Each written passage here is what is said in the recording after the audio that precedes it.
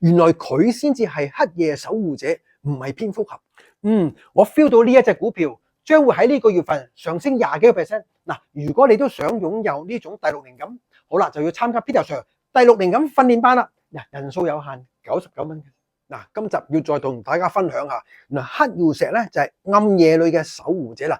暗夜裏意思就係夜晚黑啦，黃昏咗之後啦。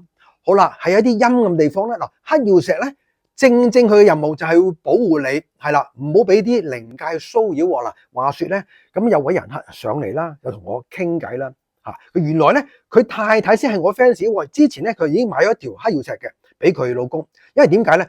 佢老公咧就轉咗做夜間的士，咁啊好啦，有一次咧就係佢叫佢啦，記得啦，黑曜石你掛喺咧嗰個倒後鏡嘅後邊，因為點解佢老公唔中意戴喺手度噶？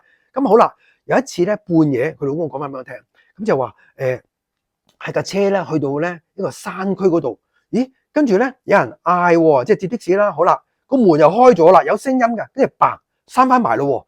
咦？跟住咧就冇聲音嘅，點解？通常一般都話你去邊啊？咁佢又問啦，請問去邊啊？跟冇反應，跟住另後邊睇，咦？係冇人噶，係咪好恐怖啊？哇！嚇到佢咧，直情好驚，好擔心。好啦，原來佢就係正咧接咗一個咧係唔係人嘅人客，咁啊即刻之後即刻開車啦。最詭異嘅咧就係咧嗰條黑曜石原本係掛喺鏡倒後鏡後邊嘅，咁啊佢望啊，咦唔見咗嘅，原來條黑曜石斷咗啊，跌晒落去地下。好啦，從此之後咧佢就知道原來咧幫佢擋嗰啲陰氣。跟住佢，所以佢就上嚟揾翻我 Peter Sir。